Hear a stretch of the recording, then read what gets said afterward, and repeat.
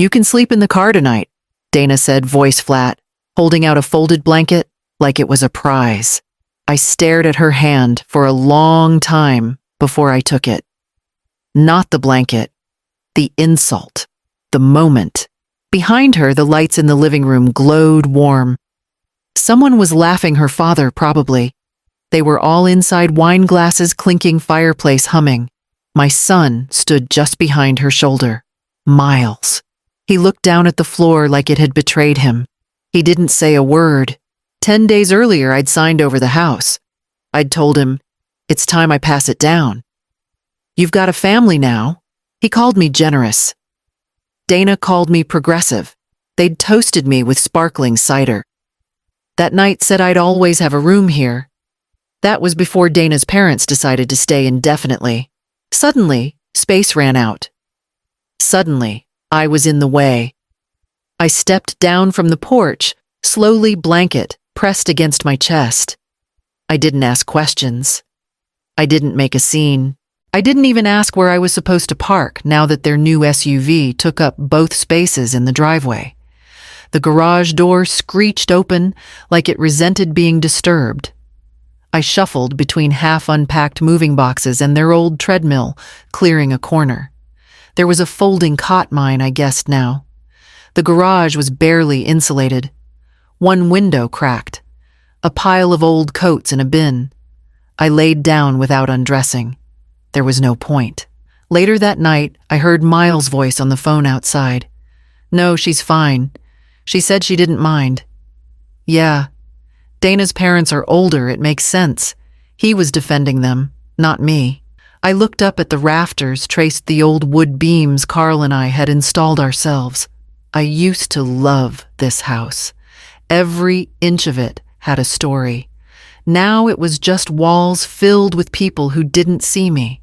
I rolled over, curled into the blanket, and faced the shelves where Dana had stacked their Costco paper towels, towering full, untouched.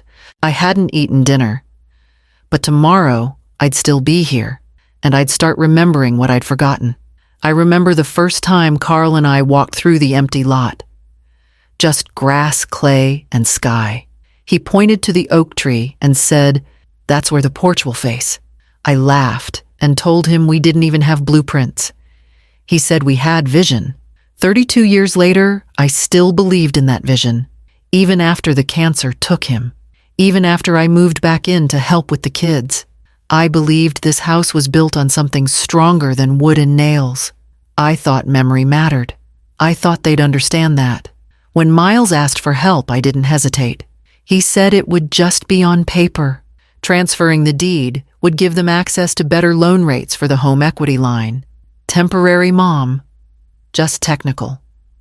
I nodded, trusted him. That was my mistake. A week later, Carl's workshop was gone. The one with his hand-labeled drawers, his old radio, the wooden stool with his initials carved in. Dana said they were turning it into a kid-friendly flex room. I said nothing. Then it was the garden beds. The ones Carl built with reclaimed wood.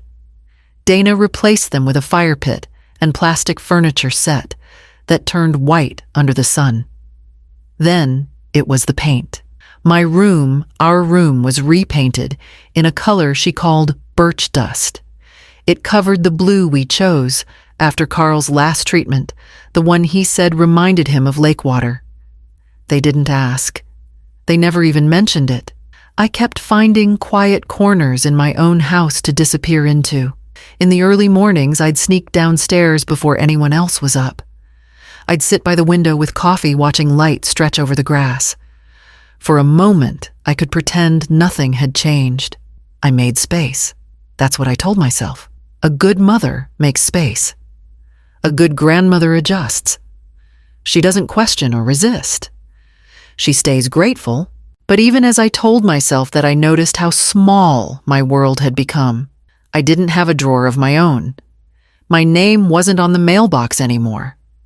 And I had started knocking on doors inside a house I once helped build. "It's just to help the baby sleep," Dana said, gesturing toward the nursery down the hall. "He's light sensitive. Any movement in the master wakes him." I stood there, suitcase in hand, like a guest who had overstayed.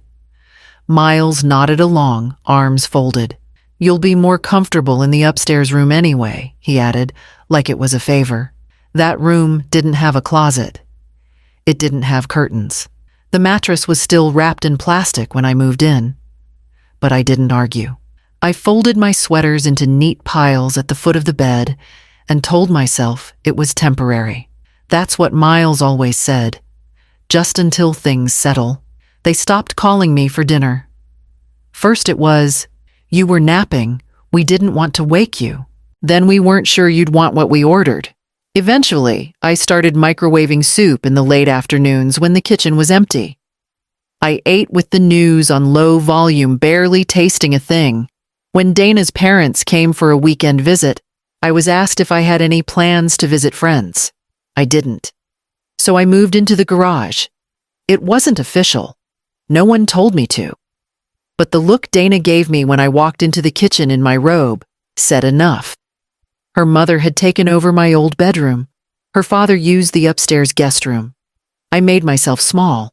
Found a cot in the corner of the garage next to a stack of paint cans and a broken stroller.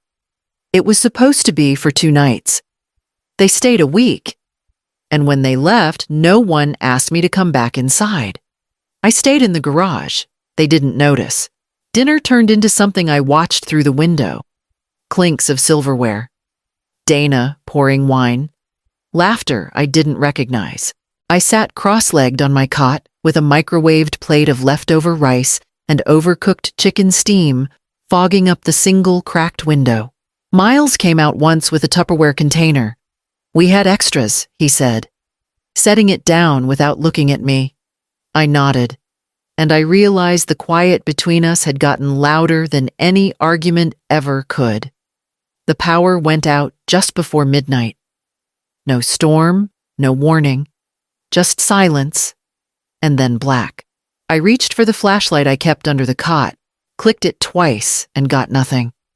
The batteries were gone, probably borrowed by someone for the baby's swing or the kitchen remote. I wrapped my coat tighter and felt around the crate beside me. My fingers closed around a small metal cylinder, Carl's old thermos.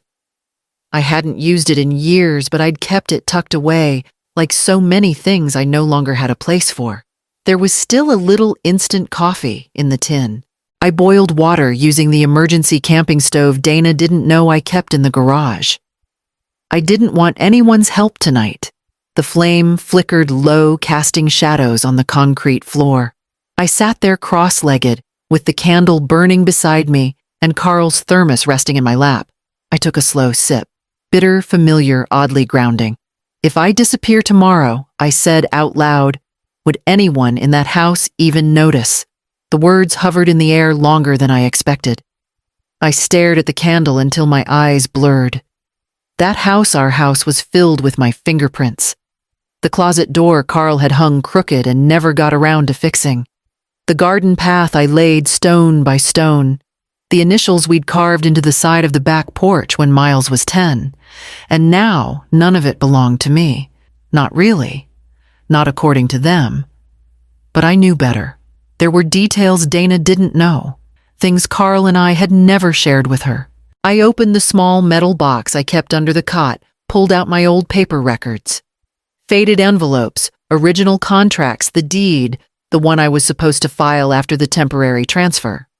Carl's name was still there. Mine too. My hands stopped shaking. The next morning, I made a single phone call to Howard Lang, Carl's old business partner. I hadn't spoken to him since the funeral, but I remembered what Carl always said about Howard. He's the kind of man you call when someone tries to take what's yours. Howard Lang hadn't changed much.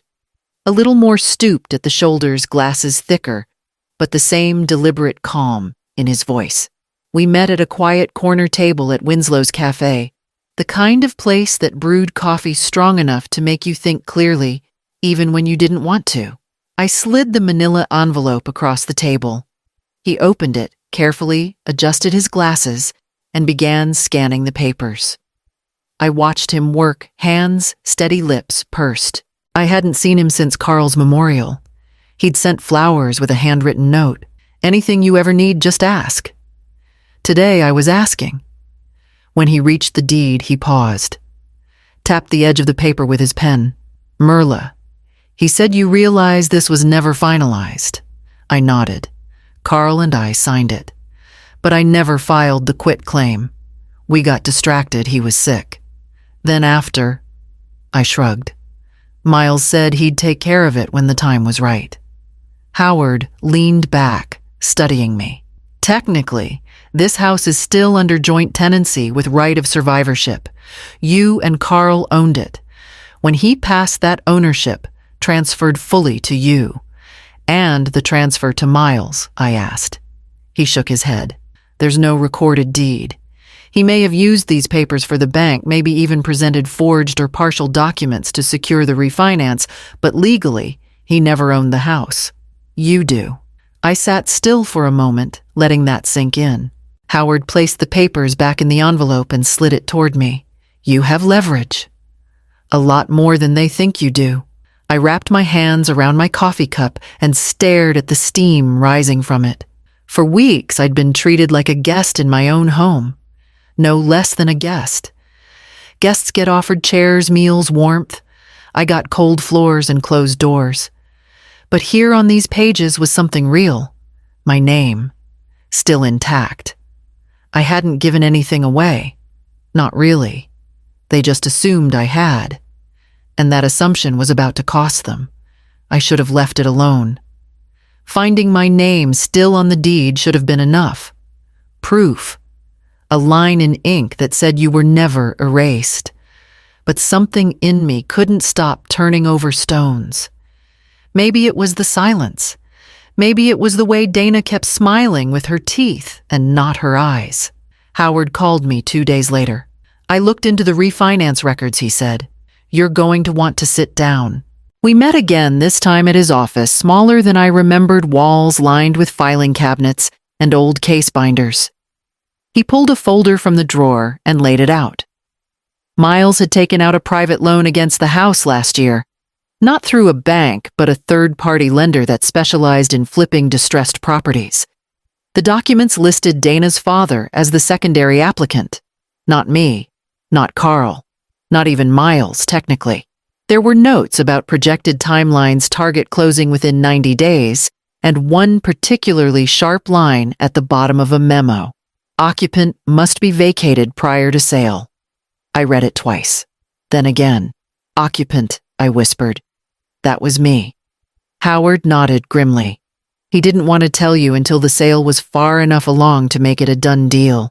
I'd guess they planned to let you keep living in the garage until the papers cleared. Then they'd call it an accident. Miscommunication. My hands clenched in my lap. So it wasn't just about space or noise. It was never about the baby. It was always about the house, Howard said. Everything fell into place, then the sudden renovations, Dana's eagerness to repaint, the push to modernize. They weren't building a home. They were staging a sale. I wasn't being neglected. I was being managed. Pushed aside slowly so I wouldn't notice until it was over. They didn't think I'd fight. They thought I'd fade. But I'd spent my life raising a boy I thought would protect me. And now he was planning to sell the ground I built my life on. Not to survive, to profit. That's when I knew this wasn't just betrayal. It was business.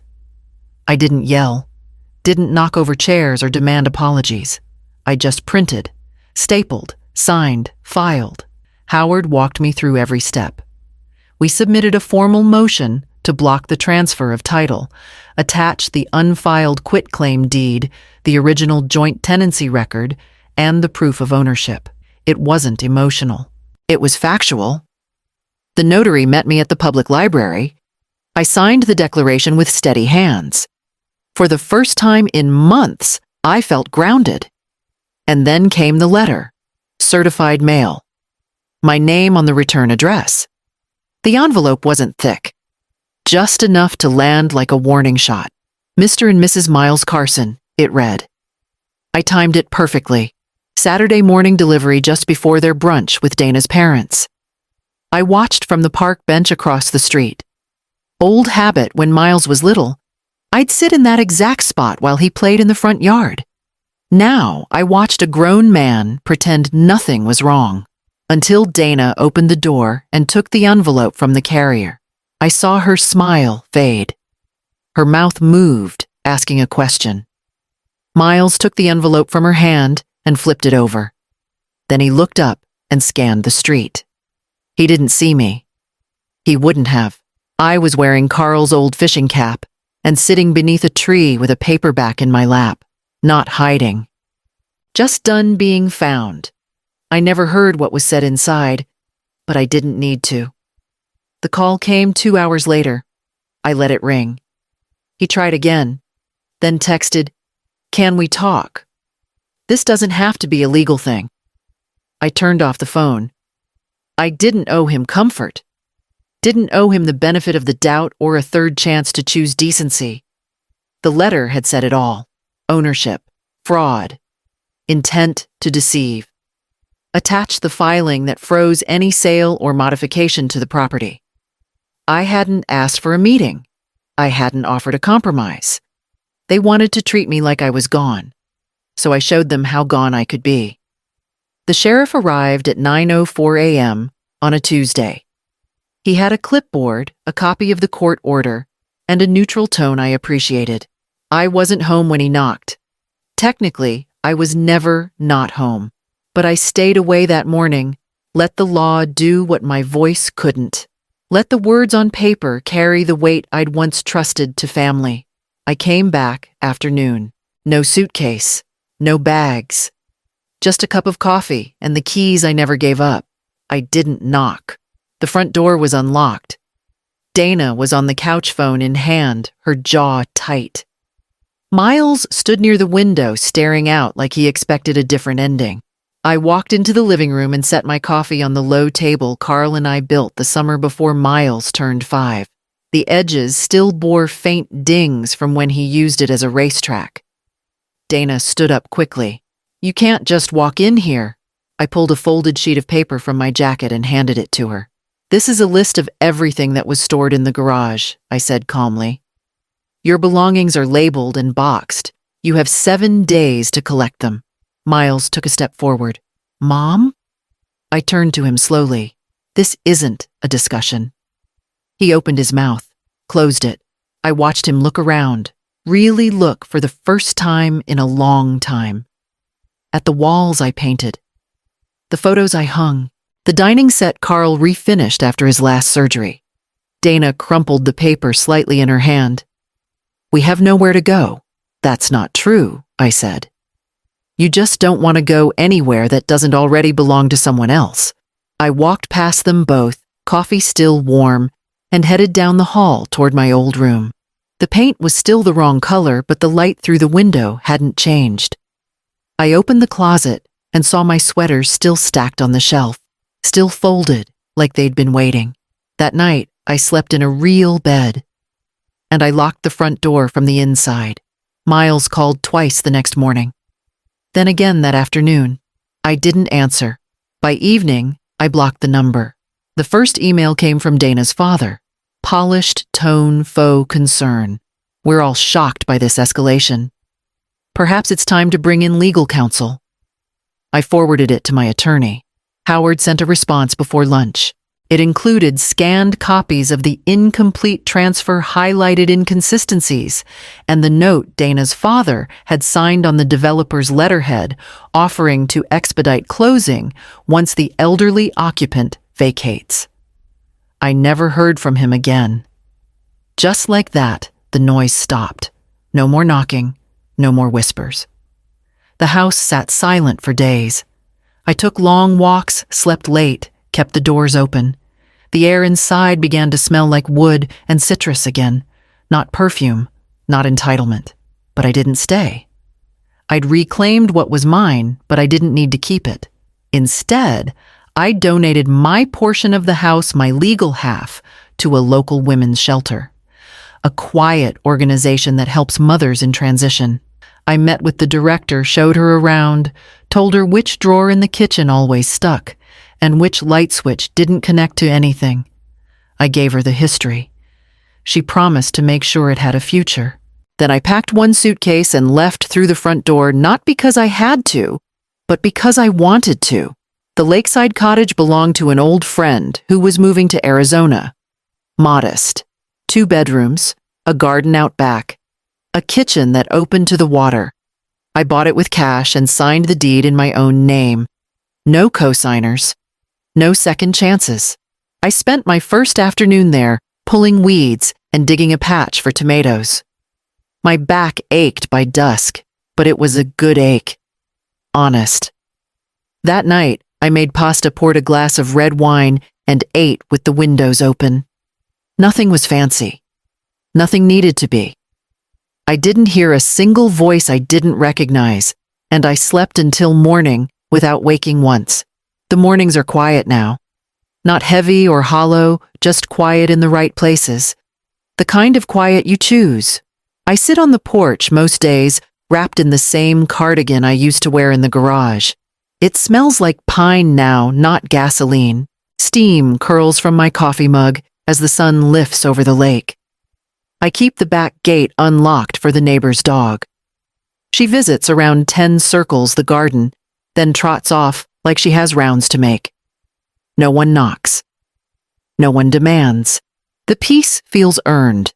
Yesterday, a plain envelope showed up in my mailbox. No return address, just my name, written in careful cursive I didn't recognize. Inside was a single card. Blank on the front. The message inside read, "I never thought you'd fight back. But I respect that you did." That was it. No signature, no apology. Just those 2 sentences like someone had typed them and erased their name before sealing it. I read it twice. Then I folded it in half and walked inside. Lit the fireplace even though it was too warm for one. I tossed the card into the flames. It flared briefly, thin paper curling like dried leaves, then was gone. I didn't feel angry. I didn't feel vindicated. Mostly, I felt untouched. Whatever Dana thought she was offering, it wasn't for me. Respect isn't something you hand over after the damage is done. It's something you show while the door's still open. I stepped back onto the porch with a second cup of coffee and sat down again, watching the light stretch across the lake. It's taken me this long to understand that some battles don't need to be loud. Sometimes the clearest message is no message at all. I live alone now, and I'm not lonely. I eat when I'm hungry. I plant when it's sunny. I sleep through the night. I'm not a guest. I'm not a burden. I'm not temporary. I'm home.